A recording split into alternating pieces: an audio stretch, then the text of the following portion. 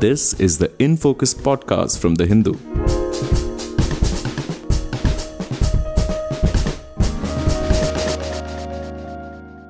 Hello and welcome to the Hindus in Focus podcast with me, Amit Barua, your host for this episode. Farmers are back at the barricades. This time they have been stopped by the Haryana police at the Punjab-Haryana border. 22-year-old Shubkaran Singh has died in the protests.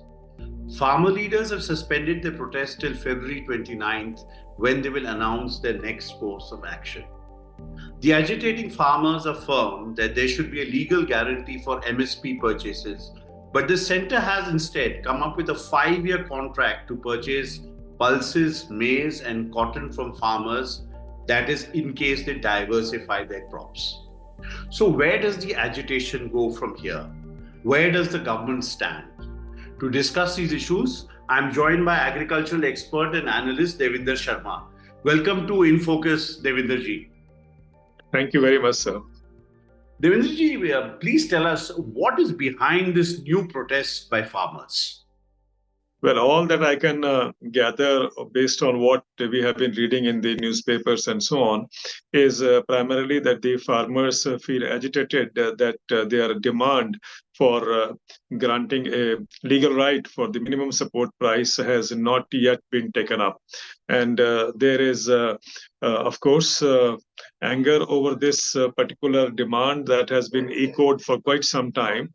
And they perhaps...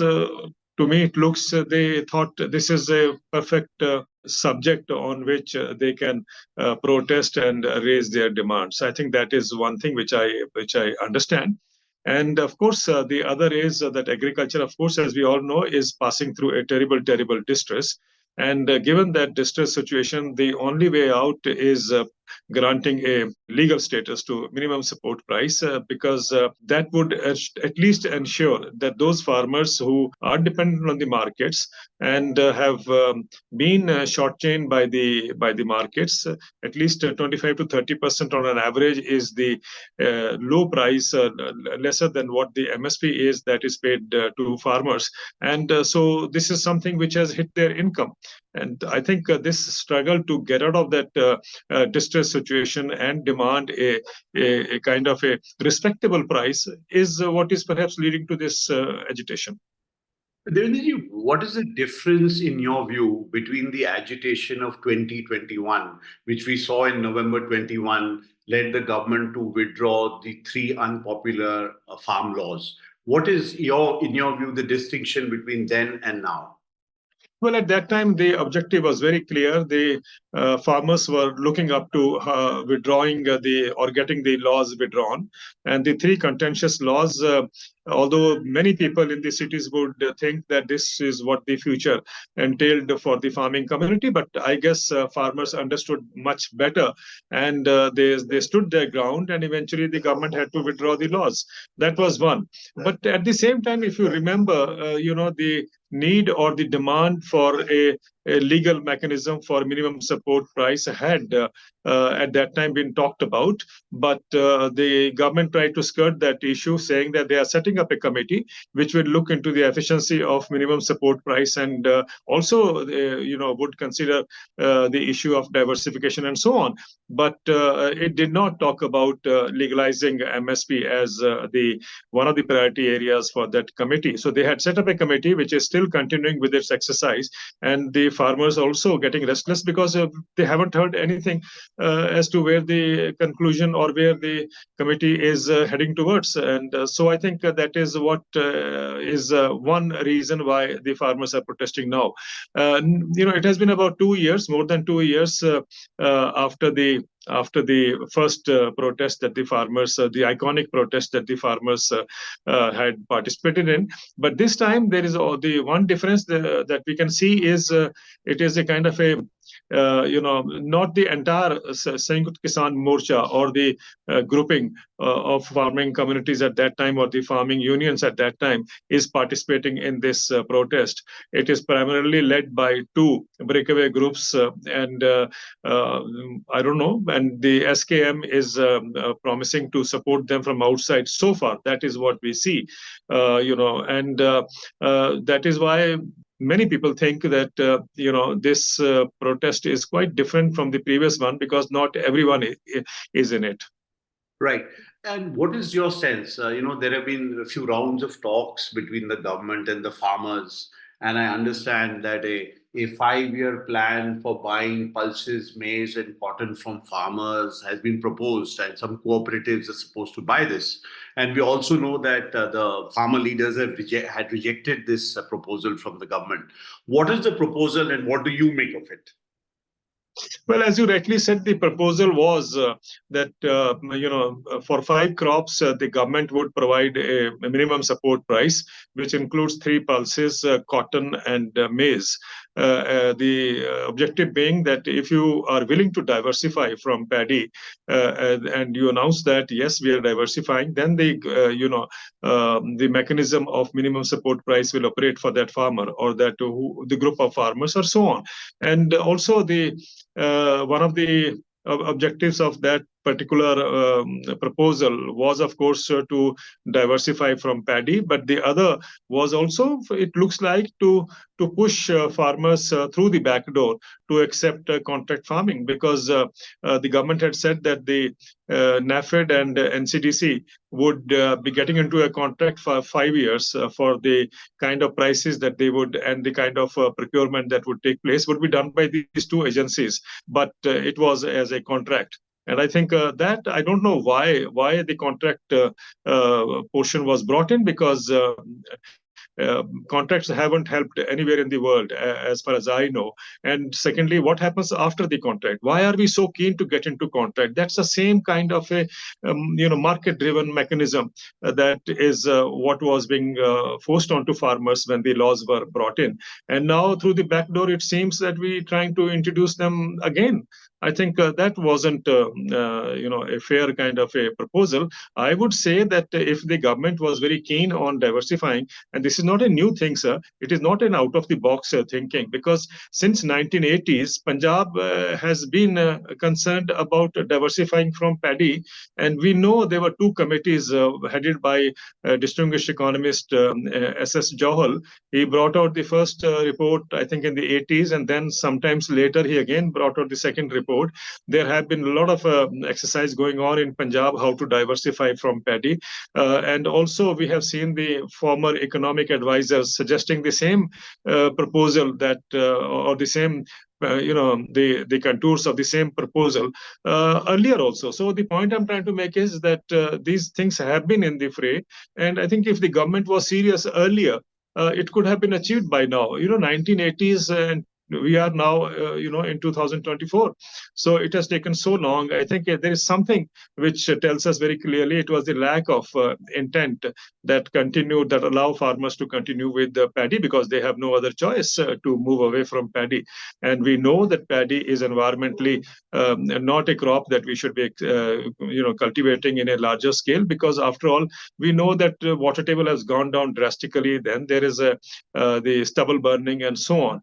And yes, the focus should have been there on that proposal, but I think not at this time when the farmers are demanding a minimum, not minimum, but an legal mechanism for minimum support price for 23 crops, which would benefit not only Punjab, but which would benefit farmers all across the country.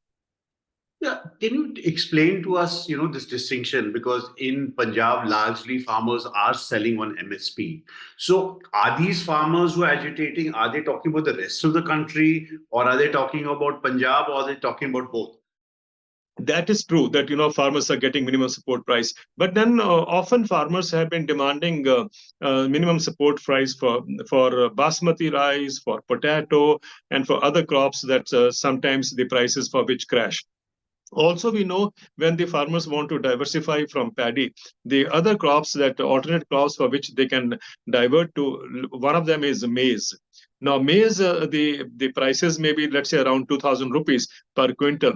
But what the farmers have been getting in the market is about 900 to about 12, 13, 1,400 often, or more often than not. And the result is that, if they diversify to maize, they incur losses. So that's one reason why the farmers have been reluctant to move away from paddy. Now, having said this, the issue of farmers taking up a bigger cause, which means they want a legal mechanism for 23 crops, ensuring that at least 80% of the crop production in the country would be taken care of if they get a mechanism or legal right for minimum support price, is what the farmers are aiming at. And I think one must appreciate that the Punjab farmers are standing up for the farmers of the rest of the community. What is of the country? What is wrong in that? I think we should all be happy that a little better off farmers are standing up for the farmers in the rest of the country. Devendraji, in a not tweet now, post on X, you have said that only 14% of farmers can sell their produce at MSP rates. Is that correct? Yes, I remember when Shanta Kumar committee was looking into the role of FCI at that time, when I had been invited to present my views before the committee. This is where finally it cropped up after what I had raised. Anyway, forget about that. But I think what came out interesting was that only 6% farmers were getting MSP. That is what it was found out at that particular time. Now, 6% farmers getting MSP in India, and today the number is 14%. This is because Parliament has been informed that 14% farmers in India are getting MSP now, which means besides wheat and paddy, some cotton, some pulses, sometimes oilseeds, these are the crops which get covered. Anyway, 14% farmers getting MSP would mean that 86% farmers are dependent on the market. If markets were so benevolent, please tell me, why would farmers continue demanding MSP to be a legal mechanism? So it is very clear that markets have been exploitative and farmers haven't got the right kind of a price. That is the reason why, the income of an average farming household is at the bottom of the pyramid. And if the farmers were to get a little better off, let's say a kind of a price, relatively better price, 25-30% increase in the price is quite a significant jump for the farming community, which, of course, as I said, 86% of them are living in a situation where they are suffering losses. So to me, it looks to be a wonderful opportunity to set course or set the kind of a correction that we need in the pricing policy as far as agriculture is concerned. Devendraji, we saw in the previous agitation, the large appetite that the farmers from Punjab had for the protests. Do you think we will be entering into a similar kind of situation? What is your reading? And also, as we know, elections to the Lok Sabha are barely 2 months away.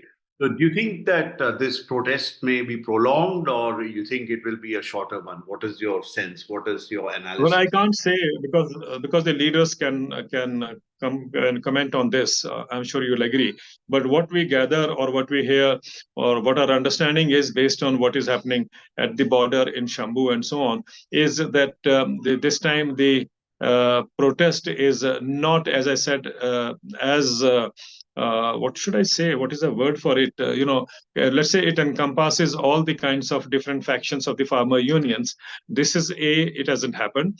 B, there a lot of people think there are ego clashes and so on between the farmer leaders. But nevertheless, I think the more we delay a solution or amicable solution, I think more and more farmers will join. That is quite evident because there is a kind of restlessness that is being reported every other day in the newspapers here, that farmers want or they are forcing their leaders to settle their issues and start supporting the farmers' agitation. So I think it will be much better if the government realizes, as well as the farming community realizes, that an amicable solution as soon as possible is in the interest of peace in this particular region. And what is your sense, Devendraji? We see that Bhagwant Mann, the Punjab Chief Minister, has been acting like a go-between between the center and the agitating farmer leaders. Now, is that a role that he should be playing? And, is that something which might work? Well, I think the people who were in those meetings have not been very comfortable with Mr. Bhagwant Mann playing the role of a mediator. And they have One reason may be that it is believed that Mr. Bhagwant Mann is close to, one or two of the leaders who are on protest. But the others feel that I think Mr. Bhagwant Mann should stay away from, being a go in between and so on. I don't know what happens in future, but this is just the impression that we get from talking to farmers and so on. And why do you think you did mention that there were divisions among the farmer leaders, and the major unions have so far kept away from the agitation, though I understand they're in conversation with the agitating leaders as well. So, what is your sense? A broader unity could be possible, or is that something which might prove elusive given the differences that exist? Well, as I said earlier, the more we delay a kind of a positive response, the more you will see farmers joining this movement. That is what is quite evident. And I think farmer leaders who are now trying to give an impression that they're going to join from outside, or let's say support from outside, may eventually jump in, if it lingers on. So that is why I say it is better if there is a kind of amicable solution arrived at as quickly as possible. And Devendraji, obviously, farming is a rather core business for India. A vast number of our people are engaged in farming. Is there, and you in your interview to the Indian Express recently, you spoke of the kind of subsidies that are given abroad for farming. So, is there a case for extending a direct subsidy to farmers in India like it's done in Western countries? Well, in the Western countries, first of all, let's be very clear that farmers there are not happy with the kind of incentives or subsidy they are getting. Many of them have begun to realize or begun to say that we do not need incentives. So what we need is a kind of a correct value for our produce.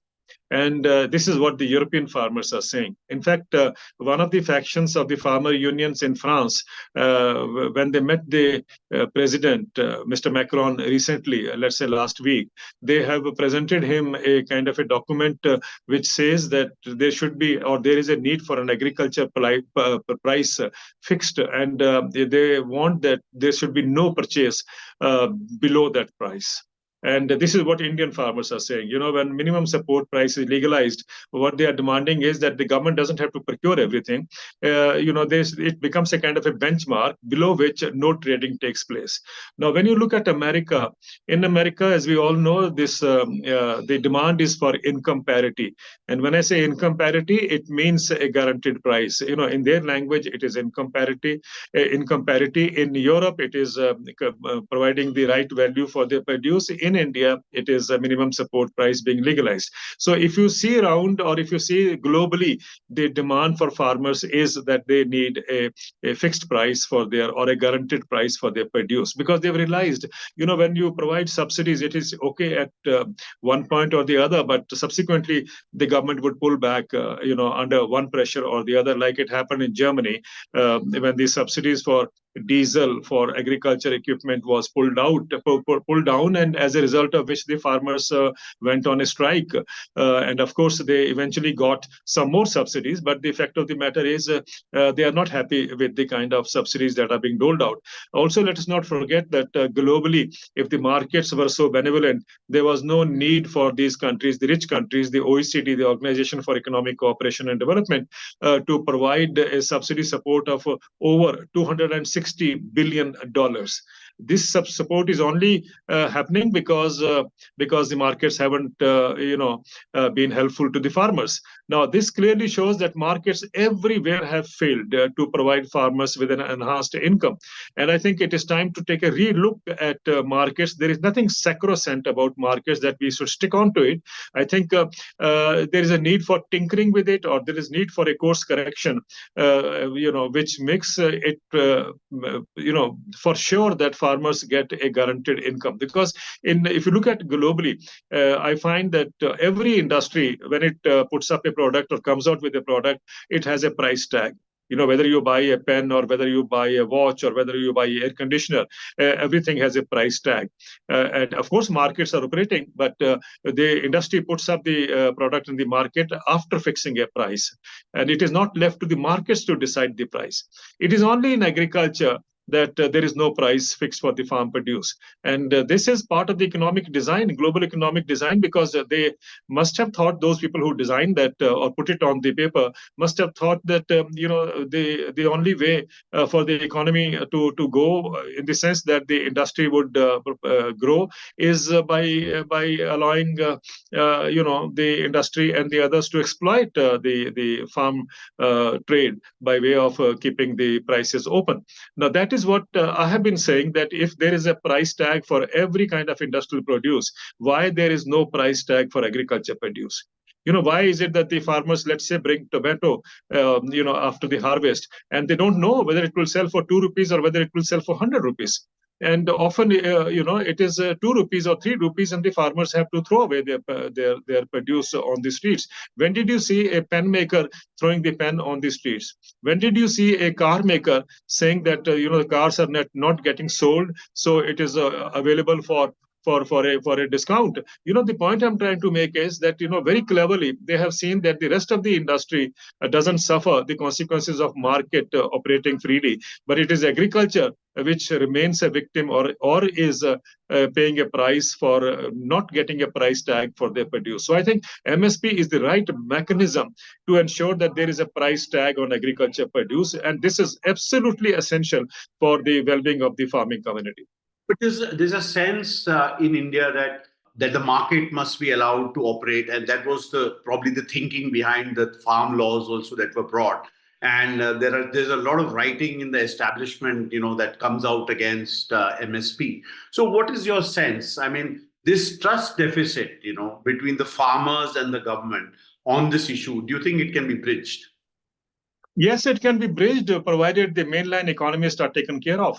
Why I'm saying this is because they are the ones who are pushing this market phenomena, and they are the ones who are adamant that markets only can be efficiently deciding what is the right price for a farm produce. But I think they are wrong. As I gave you the picture that globally markets have failed. If markets have failed, why are we sticking on to a failed, proposal that India is being asked to follow? I think we should move away from those markets. When I say move away, means you should tinker markets in a way that the negative impact is taken care of. For instance, let's look into another interesting parallel development. I think which should be an eye opener for all of us. You remember the government employees used to get a pension scheme, which is now called as old pension scheme, and government brought in the new pension scheme, which is market linked.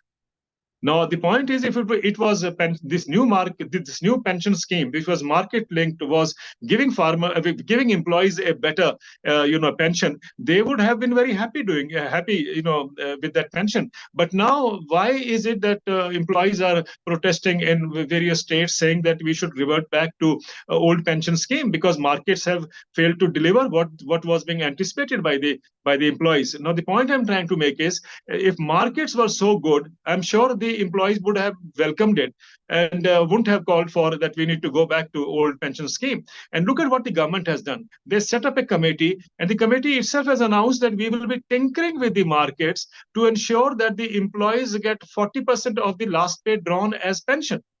Now, this is the same I'm saying. If you can tinker with the markets, quote unquote, and ensure that the employees get at least 40% of the last pay drawn, why can't you tinker with markets here and ensure that the farmers get a legal, right for their MSP, minimum support price? I think if you can do it for the employees there, you can do it for the farmers here also.